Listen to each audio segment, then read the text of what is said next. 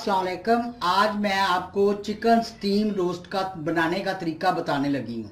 इसके लिए ये चिकन, सूखा धनिया, लाल मिर्च, नमक और गरम मसाला, लहसुन और अदरक का मैंने पेस्ट बनाया हुआ है और ये नींबू है और एक प्याली दही चाहिए आधा किलो गोश्त के लिए।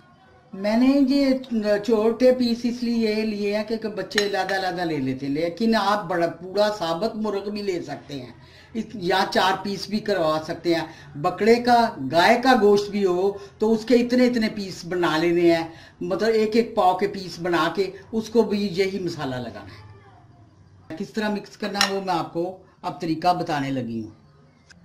ये देखिए मैंने दही डाल दी। अब इसमें नमक, मिर्च, गरम मसाला, सारा मसाला मैंने डाल दिया जो पहले से बना के रखा हुआ था। अब मैं इसमें इसके पेस्ट भी मिलाने लगी हूँ, लहसुन और अदरक की। ये देखिए ये अच्छी तरह, और इसमें ये मैंने काट लिया। अब इसको निचोड़ लूँगी।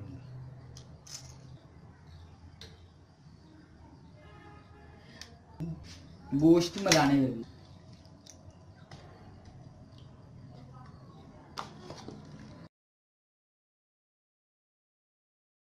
अब ये इस तरह का तैयार हो गया। अब मैं इसे 3-4 घंटे के लिए फ्रिज में रख दूंगी। अब ये मैं 1 कप ऑयल का डाल रही हूँ, 1 कप डाल दिया ऑयल का। अब मैं इसके ऊपर ना, मेरे पास ये जाली सी बनी हुई है, ये मैं रखने लगी। रख के जिसको मैंने मसाला लगा के फ्रिज में 2 से 4 घंटे रखा हुआ था ना, अब उसको मैं इसके ऊपर जोड़ने लगी।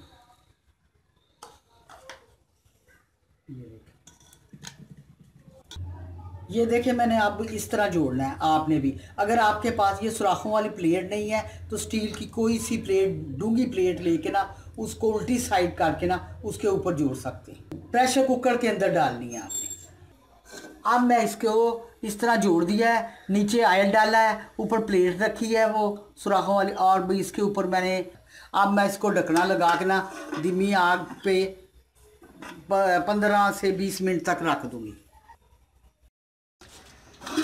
अब ये मेरा पक कर तैयार हो गया है।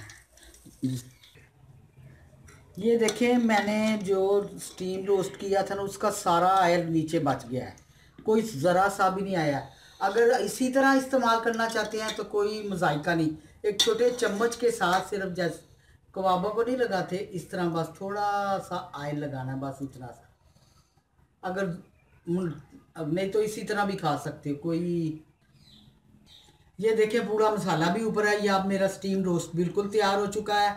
अगर आपने गाय या बकरे का गोश्त इस्तेमाल करना है तो उसके लिए आप बड़े बड़े पीस लेके और उसको टाइम ज़्यादा देना पड़ेगा और वेट भी लगाना पड़ेगा प्रेशर कुकर में, ठीक है। और चिकन के गोश्त के लिए नहीं ज़रूरत है। अगर इसको आप साबुत बनाना चाहते हैं तो साबुत भी पूरा मुर्ग लेकर उसको इसी तरह मसाले में लपेट लेना है और उसके कवर कर लेना है। और अगर 4 पीस करवाने हैं तो 4 पीस भी आपके तैयार हो जाएंगे।